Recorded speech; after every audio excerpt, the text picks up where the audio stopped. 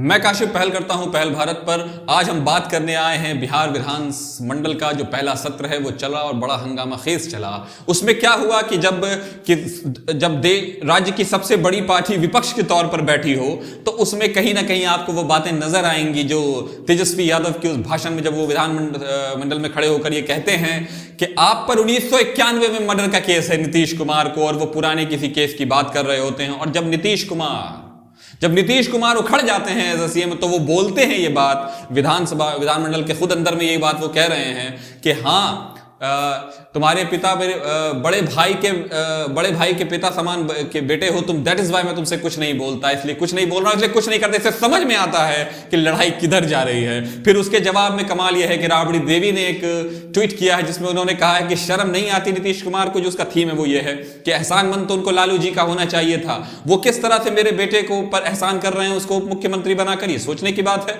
मतलब जो राज्य की सबसे बड़ी पार्टी थी उस वक्त आपको याद होगा महागठबंधन में नीतीश कुमार कांग्रेस और यानी जेडीयू कांग्रेस और आरजेडी एक साथ लड़ी थी, जब नीतीश कुमार ने 17 साल पुराना गठबंधन अपना भारतीय जनता पार्टी के साथ छोड़ दिया था। वो आ गए थे लालू जी और कांग्रेस के साथ, तो उसमें लालू जी की पार्टी को 70 सीट था यानी आरजेडी को, उसमें उन्होंने तेजस्वी यादव को उप मुख्यमंत्री बनाया था। इसी पर पलटवार करते हुए राबड़ी देवी ने कहा है अपने ट्वीट में कि उनका एहसान कहां से हो गया, एहसान तो लालू जी का है उन पर, और लालू जी का उनको कृतज्ञ होना चाहिए, शुक्रगुजार होना चाहिए कि उन्होंने नीतीश जी को सीएम बनवाया था। ये जवाब पलटवार और वार चल रहा है, लेकिन अभी बड़ा ही हंगामा खेज रहा।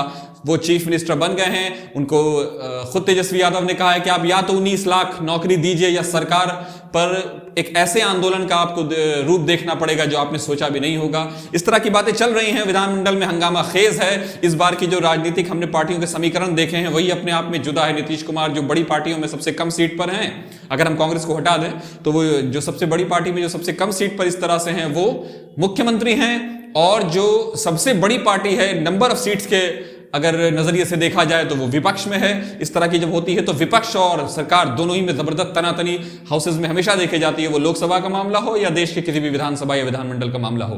वही बिहार में हमें देखने को मिल रहा है। स्पीकर के मामले को लेकर जब लालू जी का वो और तथाकथित ऑडियो की बात हुई है उस पर भी बहुत सारी बातें हैं, लेकिन जो मसला अभी यहां है वो विधानमंडल में होने वाले तेजस्वी यादव और नीतीश जी के बीच के उस बहस को है, जिसमें नीतीश कुमार को तेजस्वी यादव ने जब कहा कि 91 का केस है, बताइए हम झूठ बोल रहे हैं, हम तो फैक्ट पे बात कर रहे हैं। इस पर नीतीश जी ने खुद कहा कि भाई समान पिता की औलाद होने की वजह से मैं कुछ नहीं बोल रहा हूं, बेटा होने की वजह से मैं कुछ नहीं बोल रहा हूं, और वरना मैं सब कुछ जानता हूं कि कहां क्या किसके नाम से बंद है या किसके नाम पर जमा है।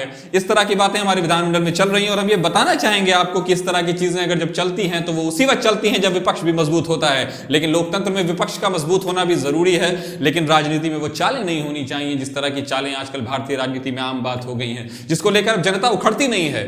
हम जानते हैं इस तरह की बातें नहीं होनी चाहिए। खैर, अभी विधानमंडल का इस सत्र चल रहा है और बड़ा हंगामा खेज चल रहा है, ट्वीट पे ट्वीट। अब तो आपको पता है ये पुराने जमाने वाली बात रही नहीं कि विधानमंडल और अखबारों के जरिए से या एक आध दो चैनल की वजह से झगड़ा हुआ करता था। अब तो ट्विटर और फेसबुक जैसी चीजें आ गई हैं जहां या तो नेता या उनके नेता के जो फॉलोअर हैं वो कुछ ना कुछ ट्वीट कर देते हैं और उसको लेकर फिर बातें चलती हैं।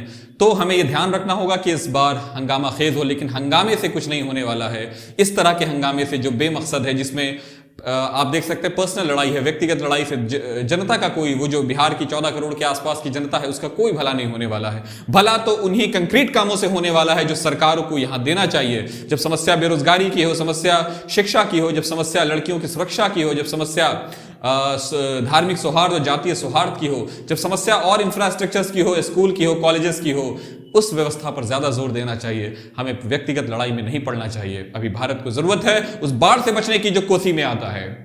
अभी बिहार को जरूरत है माइग्रेंट्स मजदूर जो हैं उनके तकलीफों को समझने की। बिहार को जरूरत है जर्जर शिक्षा व्यवस्था को ठीक करने की, फैले हुए जो बीमारियां हैं उसको ठीक करने की, कोरोना से लड़ने की। सबको मिलकर लड़ना चाहिए। सरकारें आती जाएंगी, जाती जाएंगी, पार्टियां बनती रहेंगी, बिगड़ती रहेंगी, एक चीज बचा रहेगा वो बिहार है, बिहार की जनता है, भारत है, हिंदुस्तान है, देश है हमारा। आज पूरे देश में जो आबादी है वो परेशान है, पूरी दुनिया परेशान है इस पैंडेमिक से। हमें मिलकर लड़ना चाहिए। आज आप देख सकते हैं हमें नाम और कौम और जातीय व्यवस्था और धर्म से अब ऊपर उठ जाना चाहिए। अब हमने उसका जितना खामियाजा था भरना वो भर चुके हैं हम।